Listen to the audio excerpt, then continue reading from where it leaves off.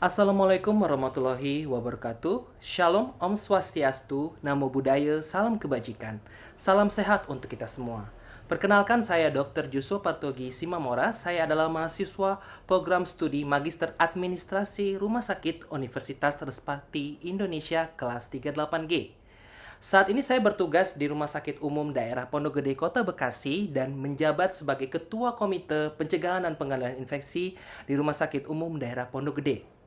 Pada kesempatan kali ini, di video ini, saya akan membahas secara singkat topik konsep dasar HAIS atau Healthcare Associated Infection dan program PPI atau Pencegahan dan Pengendalian Infeksi.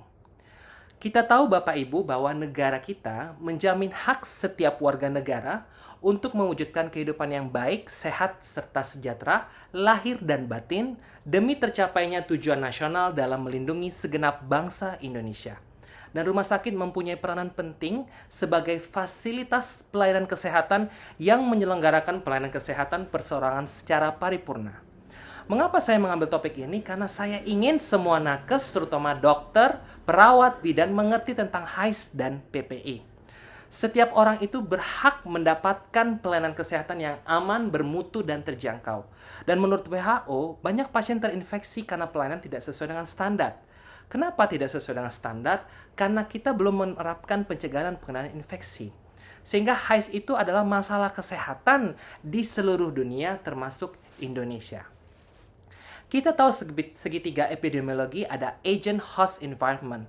Agent contohnya adalah bakteri, virus, jamur, parasit yang akan menginfeksi host ya, inangnya, dan juga environment sebagai lingkungannya. Itu saling bersinambungan satu sama lain. Dan juga kita mengetahui tentang rantai infeksi. Ada 6 rantai infeksi. Agent yang tadi, kemudian reservoir. Reservoir adalah tempat dia hidup dan berkembang biak. Kemudian port of the exit. Keluarnya agent itu dari inangnya mau menginfeksi host yang lainnya. Itu port the exit itu adalah membran mukosa. Dan transmisinya apa? Kontak, droplet, dan airborne. Kontak melalui sentuhan, kemudian droplet, batuk dan bersin, dan airborne. Ya, dari udara bisa terhirup. Dan itu masuk ke dalam port of the entry. Sama seperti port the exit. Itu juga sama. Membran mukosa. Dari mata, mulut, hidung, telinga, organ genital, dan anus. Itu semua adalah membran mukosa. Dan setelah masuk melalui port of the entry, dan dia bisa menginfeksi hostnya. Kalau dulu, infeksi itu kita kenal di rumah sakit adalah infeksi nosokomial. Tapi sekarang sudah berubah ya menjadi HAIS, Healthcare Associated Infections. Menurut PMK nomor 27 tahun 2017, HAIS adalah infeksi yang terjadi pada pasien selama perawatan di rumah sakit atau fasilitas pelayanan kesehatan lainnya. Di mana pada saat masuk tidak ada infeksi dan atau tidak dalam masa inkubasi, ya. Termasuk infeksi yang didapat di rumah sakit tapi muncul setelah pulang. Contohnya adalah infeksi daerah operasi. Dan juga infeksi pada petugas karena pekerjaannya, luka tusuk jarum, bisa HIV, hepatitis B, dan hepatitis C. HAIS itu terkait pada pemakaian alat, ya. Contohnya kalau kita pasang kateter urin bisa menimbulkan infeksi yaitu CAUTI. Kalau kita pasang central line bisa CLABSI. Kalau kita pasang peripheral line PLABSI, dan kalau kita pasang ventilator bisa jadi VAP. Dan HAIS juga terkait tindakan operasi. Tindakan operasi ini tergantung jenis operasinya apa. Misalnya infeksi daerah operasi seksi cesaria, infeksi daerah operasi appendektomi, dan sebagainya. Nah, kenapa bisa terjadi HAIS ini? Karena faktor risikonya tidak melaksanakan kewaspadaan standar. Sehingga kalau pasien yang sudah terkena HAIS itu akan ya menciptakan penderitaan tambahan dan menimbulkan biaya yang tinggi. Karena kita harus menyembuhkan infeksinya itu dan memperpanjang rawat inap di rumah sakit, masa rawat. Length of stay-nya juga akan memanjang. Bisa juga meningkatkan resistensi terhadap antimikroba. Jadi sangat-sangat rugi bila pasien kita terkena HAIS. Nah, karena ada HAIS, maka ada PPI. PPI itu adalah upaya kegiatan untuk mencegah, meminimalkan kejadian infeksi pada pasien, pada petugas, pada pengunjung, dan juga masyarakat di sekitar rumah sakit dan fasilitas kesehatan lainnya yang meliputi pengkajian, perencanaan, pelaksanaan, dan evaluasi. Dan juga selain HAIS ada masalah kesehatan lainnya. Contohnya flebitis, infiltrasi, ekstravasasi, dekubitus, Dan kalau di rumah sakit jiwa misalnya masalah kesehatannya apa? Skabies, atau urtikaria, diare, dan lain-lain. Dan tujuan dari PPI adalah menurunkan incident rate infeksi terkait pelayanan kesehatan dan mempertimbangkan cost effectiveness. Biayanya harus efektif gitu ya. Jangan terlalu mahal, jangan terlalu murah, tapi memang cukup untuk mencegah infeksi. Nah, program PPI itu ada pertama adalah kewaspadaan isolasi. Kewaspadaan isolasi ada dua, kewaspadaan standar dan kewaspadaan transmisi. Kewaspadaan standar itu dilakukan pada semua pasien tanpa memandang status infeksinya. Ya, ada 11 kewaspadaan standar dari WHO yang terbaru. Yang pertama adalah kajian risiko. Kita mengkaji risiko apa yang akan ada.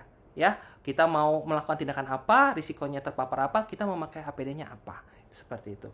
Hand hygiene, kemudian kebersihan tangan ya, etika batuk, penempatan pasien, penggunaan APD, teknik aseptik, penyuntikan yang aman dan pencegahan benda tajam, pengendalian lingkungan, pengelolaan limbah, penanganan linen dan laundry, dan pemrosesan perawatan pasien. Itu harus dilakukan.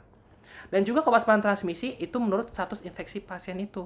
Apakah dia transmisinya kontak, droplet, atau airborne.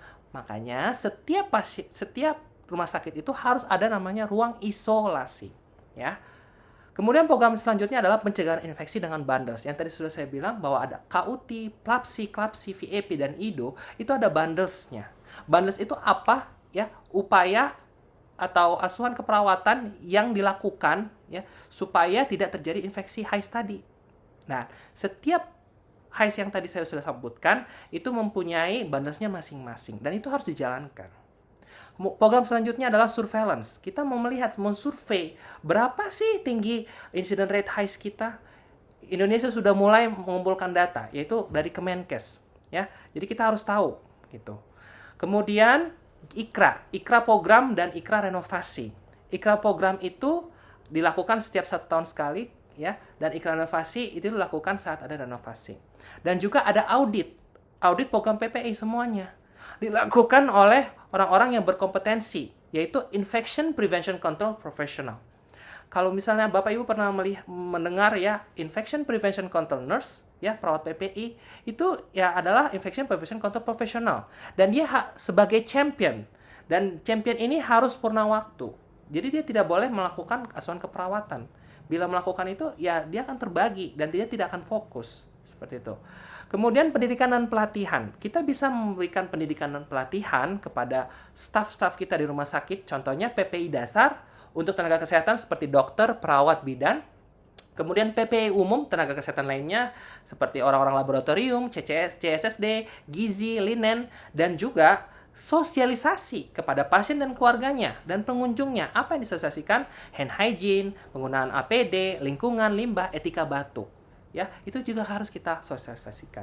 Dan program selanjutnya adalah penggunaan antibiotik, profilaksis bedah. Itu diberikan sebelum operasi. Nah, program yang tadi itu harus berjalan dengan baik.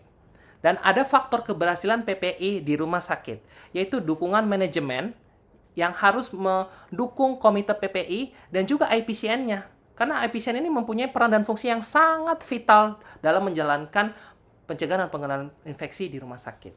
Nah, itu pun juga akan tergantung pada komitmen individu. Karena PPI itu menekankan pada perubahan perilaku individu. Seperti itu. Jadi proses ini cukup panjang, tapi menurut saya pasti bisa. Sekian topik yang saya dapat sampaikan mengenai konsep dasar HAIS dan program PPI di rumah sakit. Jangan lupa untuk selalu melakukan tindakan sesuai dengan SOP dan prinsip PPI. Semoga topik yang saya sampaikan dapat bermanfaat. Bila ada kekurangan dalam perbuatan dan perkataan, mohon dimaafkan. Terima kasih kepada Bapak Ibu yang sudah menonton video ini. Wassalamualaikum warahmatullahi wabarakatuh. Shalom, Om Santi, Santi Om. Namo Buddhaya, salam sehat untuk kita semua. Stop infection, zero tolerance.